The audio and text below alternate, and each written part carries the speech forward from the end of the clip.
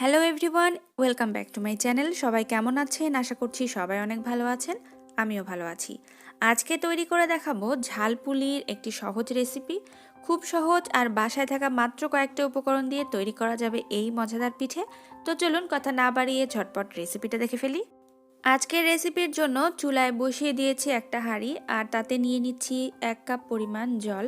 পিঠা যেহেতু বানাচ্ছি তাতে অবশ্যই চালের গুঁড়া লাগবে, আতপ চালের গুঁড়া। জলের মধ্যে দিয়ে দিলাম 1/2 চামচ পরিমাণ লবণ, আর দিয়ে দিচ্ছি 1 চামচ পরিমাণ রান্নার তেল। এখন জলগুলো খুব ভালো মতো ফুটিয়ে নিতে হবে। জল যখন খুব ভালো করে ফুটিয়ে নেওয়া হয়ে যাবে তখন এর মধ্যে আমি চালের গুঁড়া অ্যাড করছি। প্রায় 3 হাতার মতো চালের গুঁড়া আমি অ্যাড করছি, দিয়ে খুব ভালো করে নাড়াচাড়া করে নিতে হবে, ঠিক এভাবে। চালের আটাটা যখন একদম রেডি হয়ে গেছে তখন আমি একটা বড় প্লেটের মধ্যে এগুলোকে ঢেলে নিচ্ছি, আর খুব ভালো করে কিছুক্ষণ মধে নেব। এবার ঠিক এইভাবে ছোট ছোট কয়েকটা রুটি বানিয়ে নেব, রুটির মতো করে বানিয়ে নেব। তবে রুটি আমরা খুবই পাতলা করে বানাই, অতটা পাতলা নয়, একটু পুরু করে ছোট ছোট কয়েকটা রুটি আগে তৈরি করে নেব। এটার পুরুত্বটা রুটির থেকে কিন্তু একটু মোটা হবে। আমি আগেই কয়েকটা ছোট ছোট রুটি বানিয়ে রেখে দিয়েছি। এবার আমি আজকের ঝালপুরিটা তৈরি করব এই পিঠার মল্ড দিয়ে। এই পিঠার মল্ড দিয়ে পিঠা তৈরি করা খুবই সহজ আর কম সময় লাগে। আর যদি আপনি একা হয়ে থাকেন তাহলে এটা দিয়ে ইজিলি একাই অনেক পিঠা তৈরি করতে পারবেন।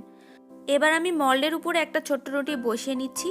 আর ঝালপুরির জন্য পিঠার ভেতরের যে পুরটা আমি দিচ্ছি এটা হচ্ছে আলু আর ফুলকপি ভেজে নিয়েছি একটু ঝাল ঝাল করে।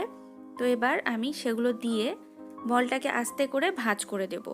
এই মল দিয়ে অনেকেই পিঠা তৈরি করেছেন, আবার অনেকেই জানেন না। যারা নতুন রয়েছেন তাদের জন্য রেসিপিটা খুবই সহজ হবে। তো আশা করব আপনারা অবশ্যই রেসিপিটা বাসায় তৈরি করবেন। তো দেখুন একদম পারফেক্টভাবে তৈরি হয়ে গেল পুলি পিঠা। এখন এগুলোকে বানিয়ে নেব, তারপরে কিন্তু ভেজে নেব। এতক্ষণ আমি বানিয়ে দেখাচ্ছিলাম, এবার আমার মেয়ে ছোট ছোট হাতে পুলি পিঠা আপনাদেরকে বানিয়ে দেখাচ্ছে।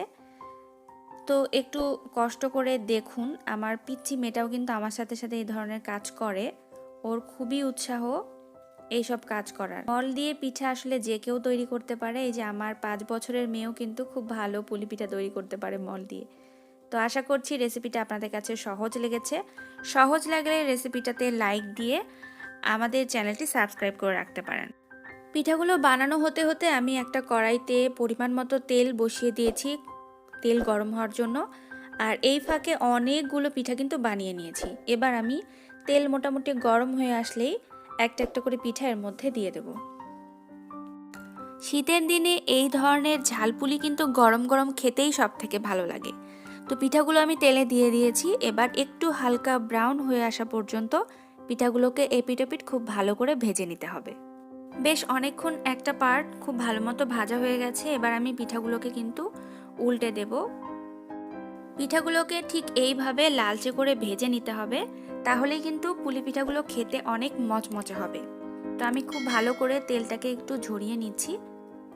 এবার বাকি যে পিঠাগুলো রয়েছে সেগুলো ভেজে নেব লালচে আর মচমচে করে। সো ভিউয়ার্স, কেমন লাগলো আজকের ঝালপুলির রেসিপি? ঝটপট কমেন্টের মাধ্যমে লিখে জানাতে কিন্তু একদম ভুলবেন না। রেসিপিটি দেখা শেষ করে একটি লাইক দিতেও কিন্তু একদম ভুলবেন না। আপনারা যারা এখনও আমাদের এই চ্যানেলটি সাবস্ক্রাইব করেননি তারা প্লিজ আমাদের চ্যানেলটি সাবস্ক্রাইব করে দিবেন, এবং ফেসবুকে রেসিপি বাই সৃষ্টি নামে একটি পেজ রয়েছে, সেই পেজেও ফলো করতে ভুলবেন না। সবাই ভালো থাকবেন, সুস্থ থাকবেন। দেখা হচ্ছে আগামীতে নতুন কোনো রেসিপি নিয়ে। সবাইকে অনেক ধন্যবাদ।